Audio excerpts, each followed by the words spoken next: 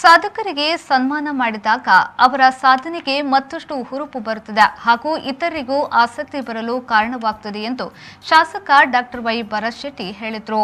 ಅವರು ಮಂಗಳೂರಿನಲ್ಲಿ ಕ್ರೀಡಾ ವಿಭಾಗ ಮತ್ತು ರಾಷ್ಟ್ರೀಯ ಸೇವಾ ಯೋಜನೆಯಲ್ಲಿ ಸಾಧನೆಗೈದವರನ್ನು ಸನ್ಮಾನಿಸಿ ಮಾತನಾಡಿದರು.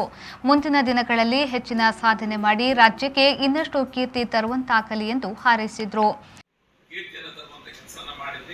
ನಮ್ಮ ಈ ಸನ್ಮಾನ ಯಾಕಂತ ಹೇಳಿದ್ರೆ ನಿಮ್ಗೆ ಇನ್ನೂ ಪ್ರೇರಣೆ ಬರಲಿ ಅಂತ. ಇದರಿಂದ ನೀವು ಪ್ರೇರಣೆಗೊಂಡು ನಮ್ಮ ಊರಿನವರು ಗುರುತಿಸ್ತಾರೆ, ನಮ್ಮ ಜನ ನಮ್ಮ ಪರವಾಗಿ ಇದ್ದಾರೆ ಅನ್ನುವಂಥ ಮನಸ್ಸಿಗೆ ಮತ್ತೆ ನೀವು ಹೆಚ್ಚಿನ ಶಕ್ತಿಯನ್ನ ಹಾಕಿ ಇನ್ನು ಒಳ್ಳೆ ರೀತಿಯ ಆಟವನ್ನ ಅಥವಾ ನಿಮ್ಮ ಟ್ರೈನಿಂಗ್ ಸೆಷನ್ ಅನ್ನ ಮಾಡ್ಕೊಂಡು ಒಳ್ಳೆ ಟ್ರೈನಿಂಗ್ ಅನ್ನ ತೆಗೆದುಕೊಂಡು, ಟ್ರೈನಿಂಗ್ ಬಹಳ ಮುಖ್ಯವಾದಂತ ವಿಷಯ.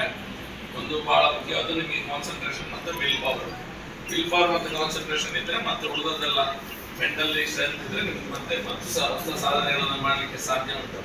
ನಿಮ್ಮೂರು, ನಿಮ್ಮ ಜನರು, ನಿಮ್ಮ ಕಾನ್ಸ್ಟಿಟ್ಯೂನ್ಸಿ ಎಲ್ಲ, ನನ್ನ ಕಾನ್ಸ್ಟಿಟ್ಯೂನ್ಸಿ ಎಲ್ಲ ಜನರು ಸಹ ನಿಮ್ಮ ಪರವಾಗಿ ಹೇಳ್ತಾರೆ. ನೀವು ಯಾವುದೇ ಕೆಲಸಗಳನ್ನ ಮುಂದೆ ಮಾಡ್ಲಿಕ್ಕೆ ಅನಿಸಿದ್ರು ಸಹ ನಿಮ್ಮ ಬೆನ್ನೆಲುಬಾಗಿ ನಾವೆಲ್ಲರೂ ಇದ್ದೇವೆ. ನೀವು ಯಾವುದೇ ಮುಂದೆ ಹೋಗಿ ಏನು ಸಾಧನೆ ಮಾಡಬೇಕು ಉಂಟು ಅದನ್ನು ಮಾಡುವ ಕೆಲಸವನ್ನ ಮಾಡುವಂತ ಒಂದು ಕೆಲಸಕ್ಕೆ ನೀವು ಕೈ ಹಾಕಿ ಅನ್ನುವಂತ ಮಾತನ್ನು ಹೇಳ್ತಾ ನಿಮ್ಗೆಲ್ಲರಿಗೂ ಸಹ ಮತ್ತೊಮ್ಮೆ ನನ್ನ ಹೃದಯಪೂರ್ವಕ ಅಭಿನಂದನೆಗಳನ್ನು ಸಲ್ಲಿಸ್ತಾ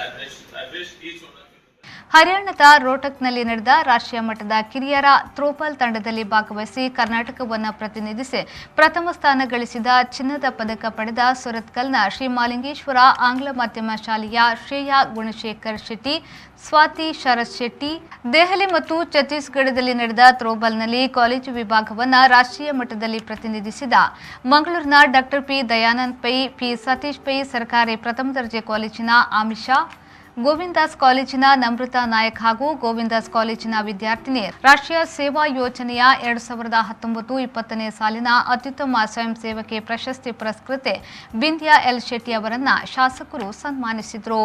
ಈ ಸಂದರ್ಭದಲ್ಲಿ ಮಂಗಳೂರು ಮಹಾನಗರ ಪಾಲಿಕೆಯ ಸದಸ್ಯರಾದ ಶ್ವೇತಾ ಎ, ಸರಿತಾ ಶಶಿಧರ್, ಶೋಭಾ ರಾಜೇಶ್, ಲೋಕೇಶ್ ಬೊಳಾಚೆ, ಲಕ್ಷ್ಮೀ ಶೇಖರ್ ದೇವಾಡಿಗ, ಸುಮಿತ್ರಾ ಕರಿಯಾ ಮೊದಲಾದವರು ಉಪಸ್ಥಿತರಿದ್ದರು.